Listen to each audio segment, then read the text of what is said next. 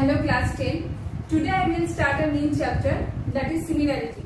So first I will discuss that what is similarity. Similarity means it may be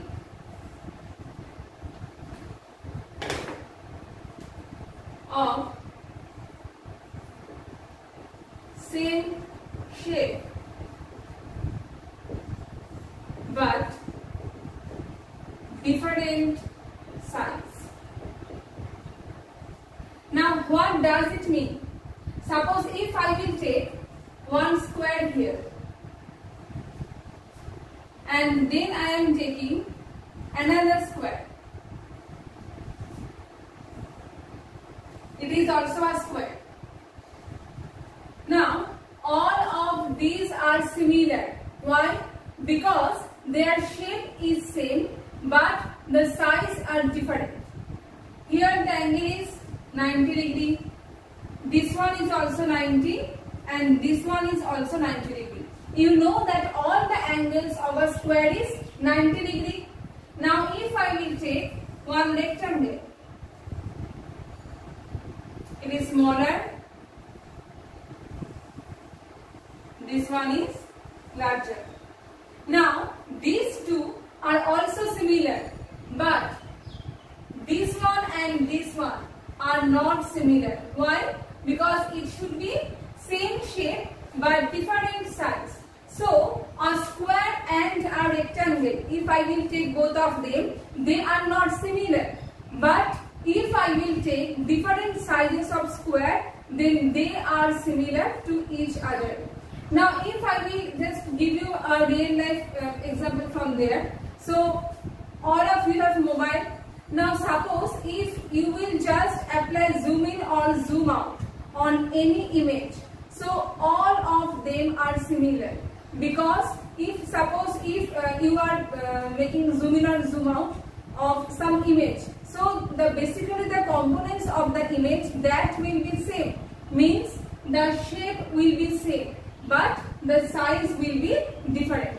So this is the concept of the similarity. If you will take any triangle also,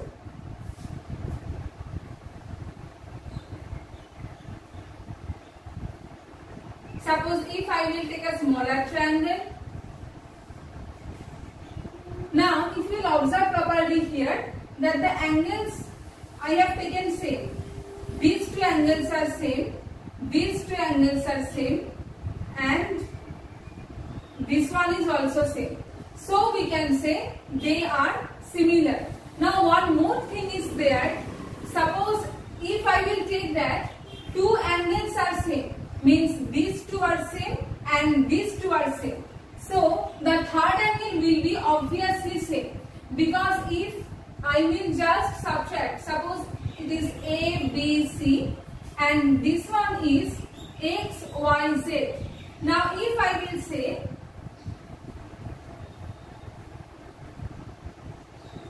angle A equals to angle X and angle B equals to angle Y. Now what about this one? What about these two angles? Now angle A equals to angle X, angle B equals to angle Y. So we can say angle A plus angle B equals to angle X plus angle Y. Now just do this one. 180 degree minus both of them. On the both sides you will do the similar thing. Then these two will be also equal because we know that if two angles are same, since the sum is 180 degree, so third angle will be obviously same. That's why this one means 180 minus angle A plus angle B. So angle C equals to 180 minus angle X plus angle Y means angle Z. This one you will note down. Okay. So all the time if I will take two angles are same, that means the third angle will be obviously same. And this one is one criteria of similarity. Not only for triangle, already you have observed that if I will take a square also. So in case of square, if I will say that three angles are 90. So obviously the fourth angle will be also 90. And in case of rectangle also the same thing will be happening. So similarity actually depends on some proportion or some ratios. Ratios of what? Ratios of angles here I have taken. Now afterwards I will say that also ratios of sides I will take. So here till now I have told one thing, that if I have to prove that two triangles are similar, then what will I prove? First I will take two angles. Now if I will draw like this way, I have taken these two are equal. But all the time it is not obvious. First write down this one. Then suppose if I will take another two triangles.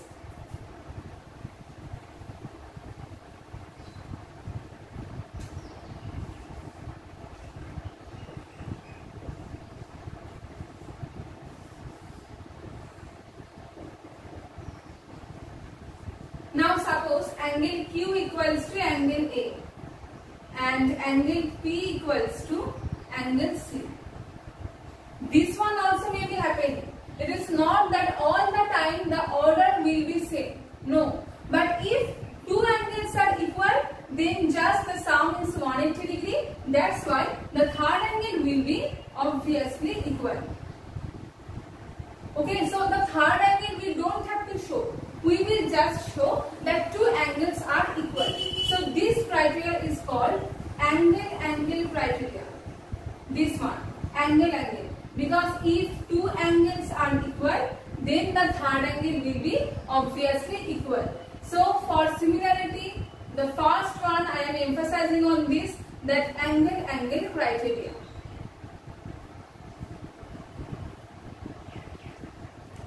Now I have written something here. Please follow this one properly. If the three angles of a triangle respectively be equal to the three angles of the other triangle, then they are known as equiangular triangle. Now, what do you mean by equiangular triangle?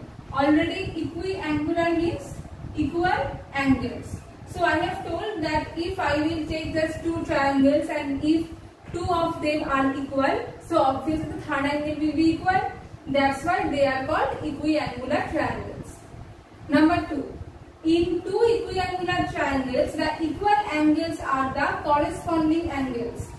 Try to memorize this one.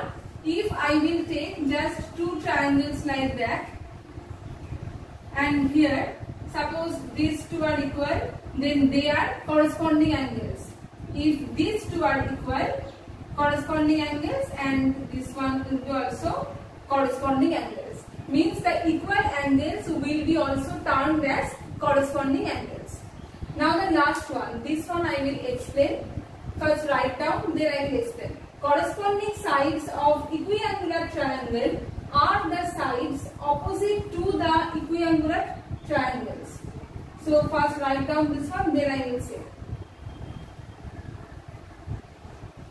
Okay, it is better if you write like this way. Corresponding sides of equiangular triangles are the sides opposite to the, here please note down, opposite to the equal angles of equiangular triangles. I am repeating once more, opposite to the equal angles of equiangular triangles. So please write down this one.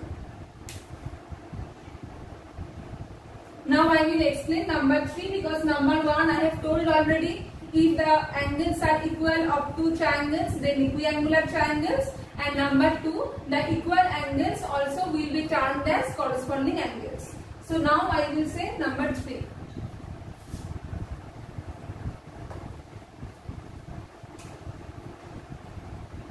Try to understand this one properly, because it is the basic concept of all the numericals. Okay. Suppose if I will take A, B, C and another triangle that is X, Y, Z. First I am taking like this way, that angle A equals to angle X, means it is equal angle, means corresponding angles also. Next, angle B equals to angle EY and angle C equals to angle Z. Now, since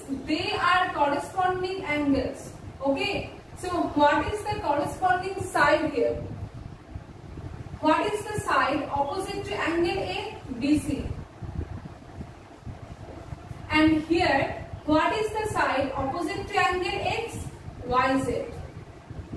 So, BC and YZ, they are a pair of corresponding sides. I am repeating once more. Whenever I have to find that what are the pairs of corresponding sides, then what will I take? First I will take the equal angles or corresponding angles. Okay. Then I have to check that what are the sides opposite to those angles. Then I will write down. Just like that here, angle A equals to angle X. So what is the opposite side of angle A? That one is BC. And what is the opposite side of angle X? That one is YZ.